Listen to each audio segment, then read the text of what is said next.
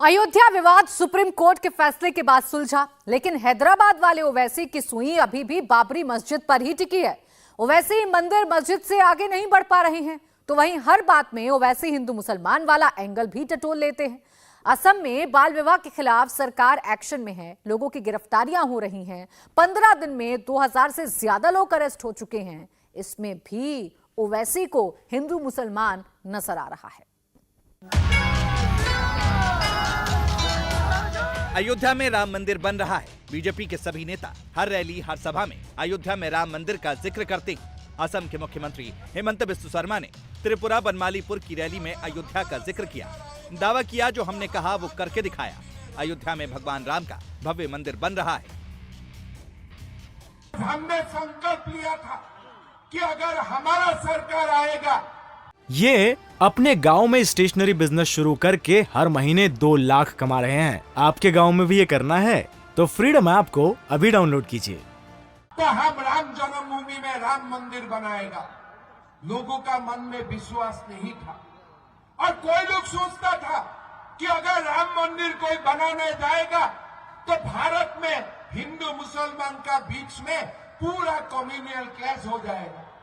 लेकिन मोदी जी का तरफ देखिए, राम मंदिर भी बन रहा है और हिंदू मुसलमान का भाईचारा में भी कोई कमी नहीं आ रहा है। राम मंदिर भी बन रहा है और देश भी तरक्की के तरफ जा रहा है। 500 साल बाबर का नाम में हम तब किया था कि मेरा जहां राम का जन्म हुआ था वहां बाबर ने कब्जा कर लिया था। आज हमने बाबर को हटाया और राम का भव्य मंदिर का निर्माण का काम शुरू किया। भगवान राम एकता के प्रतीक है। गांधी जी ने भी राम राज की परिकल्पना की थी।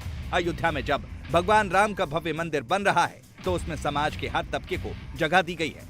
माता सबरी से लेकर भगवान राम के गुरुजनों के भी दर्शन मंदिर परिसर में होंगे। ये परिकल्पना पीएम मोदी की है, जिसको धरातल पर उतारा जा रहा है। रामनवमी को भगवान का जन्म है दोपहर के 12 बजे, तो क्या प्रतिवर्ष दोपहर के 12 बजे सूर्य देवता राम सूर्य के वंश में पैदा हुए, सूर्यवंशी हैं, तो सूर्य की किरणें राम लला चाइल्ड राम के मस्तक को प्रकाशित कर सकती है। यह आइडिया उनका है और ये आइडिया उन्होंने CSIR को दिया और CSIR ने उसको अडॉप्ट कर लिया and they got success. Ram के जीवन में सोशल हार्मनी उनके जीवन में दिखती है, तो राम के जीवन की सोशल हार्मनी को ट्रस्ट के सामने माननीय प्रधानमंत्री मोदी जी ने प्रस्तुत किया कि अरे वाल्मीकि महर्षि के कारण राम का जीवन जनता के सामने आया, इसलिए महर्षि वाल्मीकि का स्थापन होना चाहिए। महर्षि वशिष्ठ उनके गुरु हैं, उनका स्थापन होना चाहिए।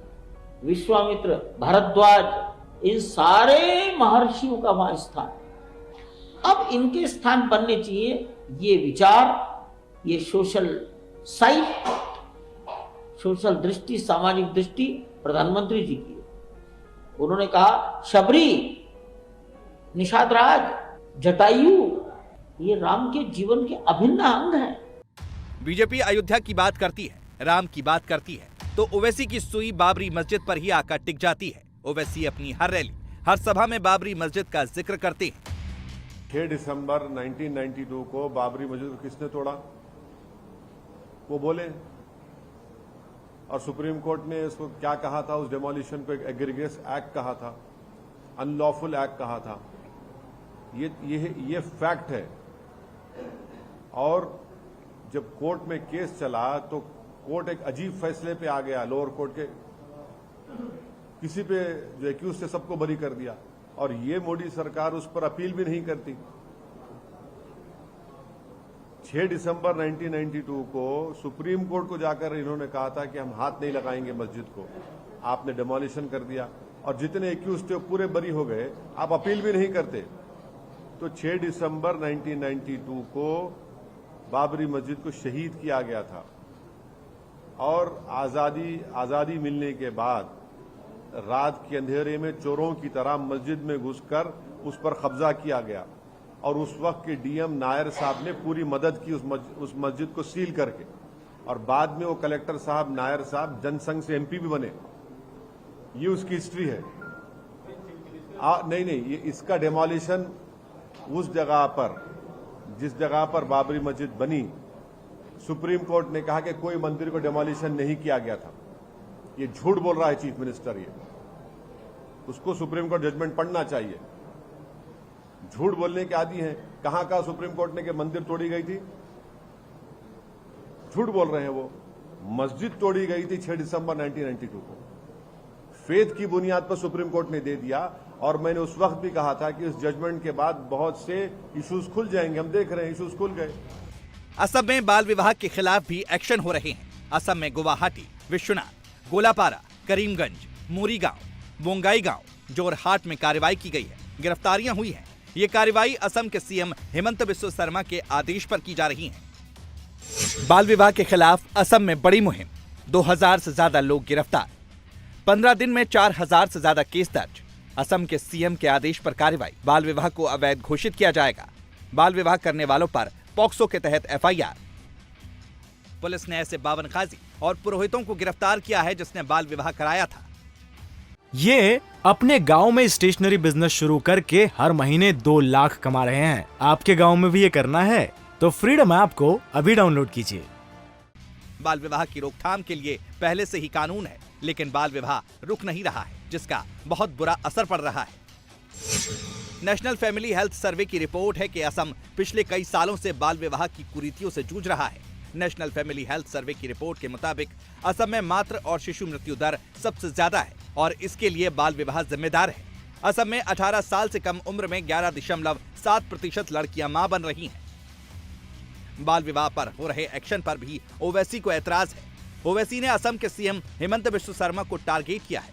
ओवैसी ने सवाल किया कि जिन लड़कियों की शादी हो गई उनका क्या होगा।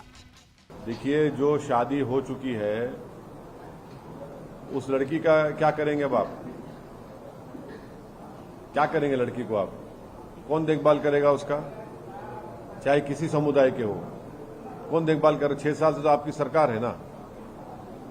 आप 4000 केसेस बुक कर लिए, अभी और 4000 करने का आप बोल रहे हैं, तो फिर क्या करेंगे? फिर कौन देखेगा उसको?